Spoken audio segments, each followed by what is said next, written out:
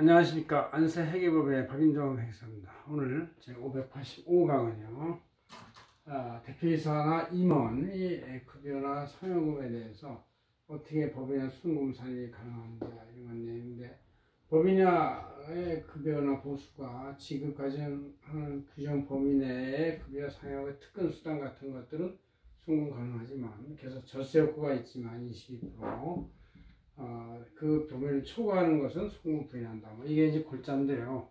이게 이제 많은 직원들이나 외부 고객들이 특히 법인의 임원에 대한 송금 산입은 굉장히 중요하기 때문에 많이 물어보고 있어요. 그래서 제가 이번 주 11월 23일자 표지에다 이렇게 원전을 잘 썼습니다. 한번 보시고, 여기 출력을 했으니까 한번 보시면 되겠습니다. 자, 그냥 읽어 내려가겠습니다. 자, 기본, 우리가 세 가지 구분을, 회사에 근무하는 사람을 세 가지로 구분해 보면, 송금 가능성에 대한 민감도에 따라서, 집의 주주이면서 임원인 사람, 아니면 주주는 아니면서 임원인 사람, 일반 직원, 이렇게 세 가지로 구분을 나눠갈 수 있는데, 이거에 대해서 기본급여하고 상여금하고 특근수당 이런 것 세 가지 구분해서 이것이 규정 범위 내에 있으냐 없냐에 따라서 송금산의 여부를 한번 따져보겠습니다. 자, 기본급여는 규정 범위에 있으면 뭐 다 직원이건 일반 임원이건 다 송금산입 다고, 근로직은 무조건 근로대가 전액이 송금산입 되는 것이고, 규정 초과에는 이제 임원이나 이런 분들은 송금 불산이 된다, 그런 얘기죠. 상여금도 마찬가지로 규정 내에는 다 송금 산입 되고, 직원들은 뭐 되고, 규정 초과는 다 송금 불산입 된다, 그런 얘기죠. 그러나 규정에 관계없이 상여금에 대해서 직원들은 송금에 산입할 수 있다고 봐야 되고, 단 상여금 중에서 이익 처분에 의한 상여금은 임원도 송금 산입이 안 되고, 지배주주 임원도 송금 산입, 대표이사도 안 되고, 직원들도 그것이 사전 합의에 의한 것이면 송금 산입이 되는데, 사전 합의가 없는 것이면 이익 처분에 의한 것은 잉여금이기 때문에 송금 산입이 안 돼서 법에서 절세 효과가 없다, 이렇게 볼 수 있습니다. 그 다음에 이제 특근 수당 같은 거, 규정 내에 있는 것은 타당한 송금, 소액이나 불가피한 송금. 왜냐면 임원들도 누가 직원들이 없으면 갑자기 특근 야근을 할 수가 있으니까 이 송금 산입 될 수 있다고 봐야 되고, 임원도 마찬가지. 일반 직원은 당연히 송금 산입 된다.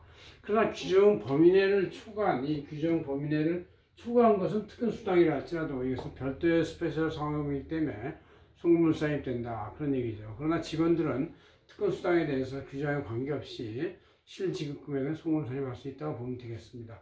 그 다음에 퇴직급여에 대해서, 퇴직급여도 이제 한도 내가 있고 한도 초과가 있는데, 한도 내에서 특히 외부의 DC형 불입한 금액은 송금 산입이 되고, 직원도 마찬가지. 그런데 한도 초과된 것은 임원이나 임원도 송금 불산입 되는데, 직원들은 이제 어쨌든 DC형으로 외부 부입했기 때문에 규정에 관계없이 급여에 해당하게 이렇게 나오면 송금 산입이 될 수 있다는 얘기를 할 수 있어요.